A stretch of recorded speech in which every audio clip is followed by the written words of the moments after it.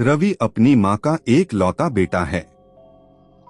उसके पिता का निधन बचपन में जब वो 5 साल था तब हो गया था। तब से उसकी माँ ने ही उसकी परवरिश की है। एक ही बेटा है, बड़ा लाड़ प्यार से माँ ने पाला है। हालांकि आर्थिक परेशानियों का सामना करना पड़ा, लेकिन माँ ने कभी किसी के आगे हाथ फैलाए नहीं। जिन्होंने कभी बहुत जरूरत पड़ने पर मदद की, जो भी पैसा दिया उन्हें भी समय के साथ वापस कर दिया। रवि की मौसी ने उनकी मदद की थी, सिर्फ एक वो ही जो उनके यहाँ आती जाती रहती है, हाल चाल जानती रहती है, फिक्र करती है। माँ खाना बनाने जाती है, कभी इस घर में तो कभी किस घर में। आज रवि 22 साल का हो गया और माँ को काम करते करते 17 साल हो गए हैं। ऊपर वाले की कृपा रही है कि इस दौरान उनकी गाड़ी चलती रही। माँ ने रवि के लिए जितना हो सकती थी किया। रवि को डिप्लोमा की पढ़ाई करवा दी।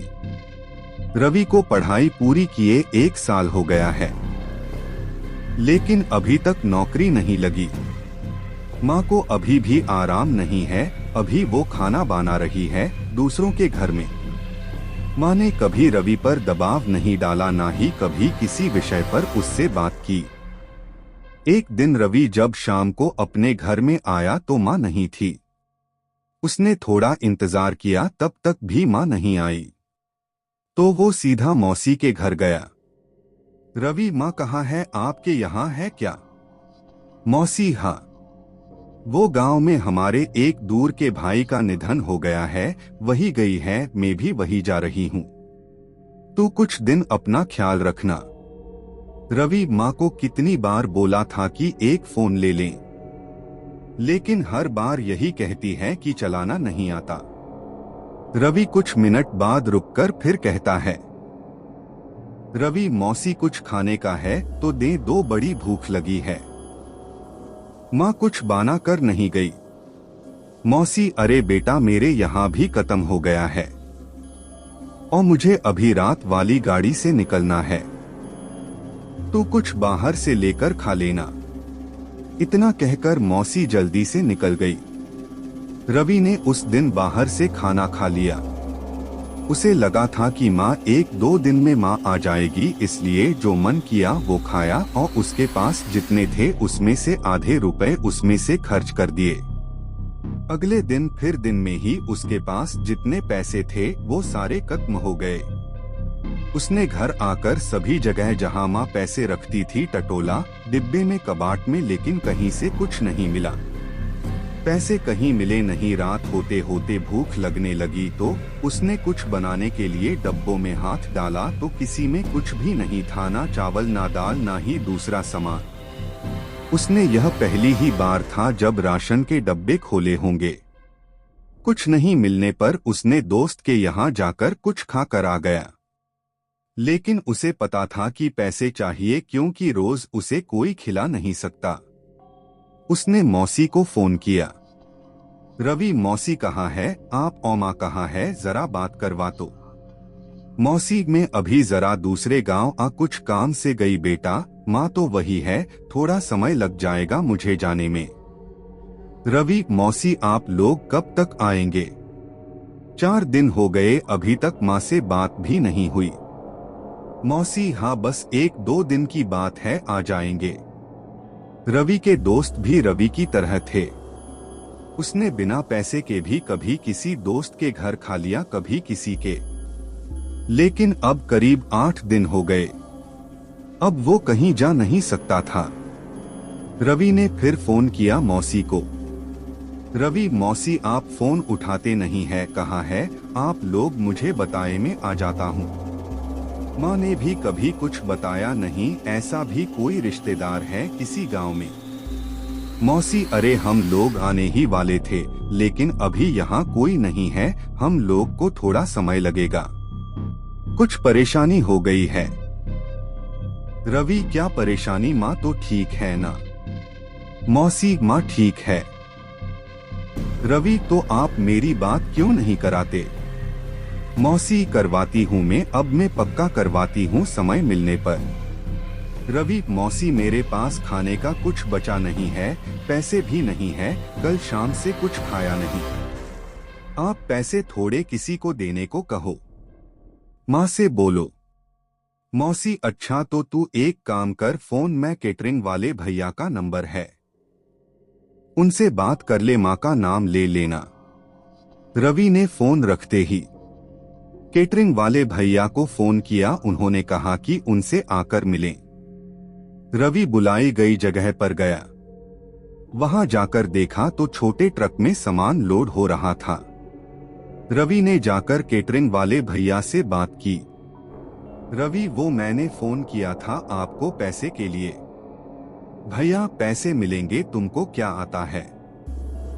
खाना बनाना आता है। रवि, नहीं, मैं काम के लिए उधार लेने आया हूँ। माँ को जानते होंगे आप वापस लौटा देंगी। भैया, अरे उधार नहीं मिलता। अभी जाओ, मुझे काम पर जाना है, जल्दी है। रवि को लगा कि आज भी उसे भूखा सोना पड़ेगा। उसने सोचा काम पर जाता हूँ, वहाँ खाना भी मिलेगा और पैसा भी। रवि, अच्छा ठीक है, मैं काम करूँगा। भैया, ठीक है, एक दिन का 350 दूंगा, तुम्हें खाना बनाना आता नहीं।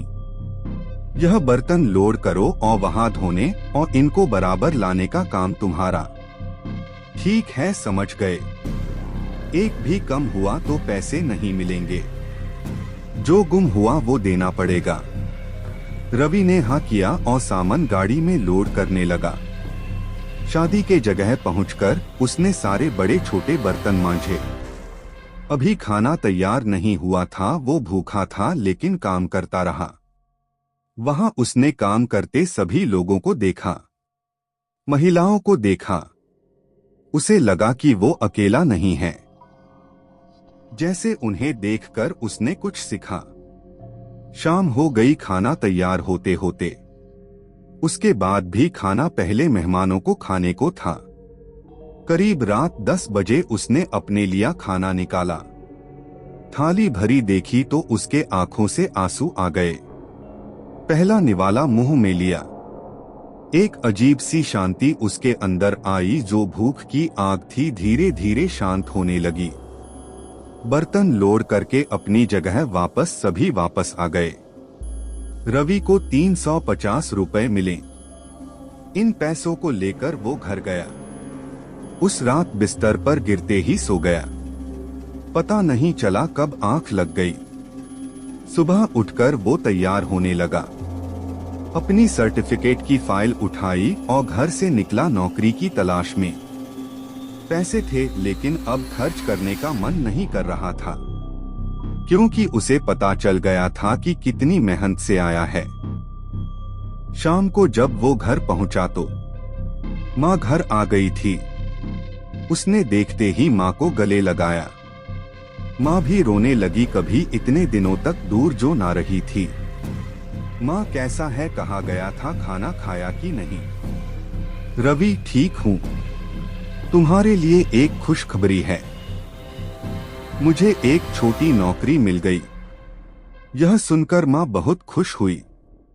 मौसी आई तो माँ ने उसे देखते ही कहा, माँ देख, तूने बेवजह ही नाटक करके इसे परेशान किया। देख, मैं ना कहती थी मेरा बेटा सब कर लेगा।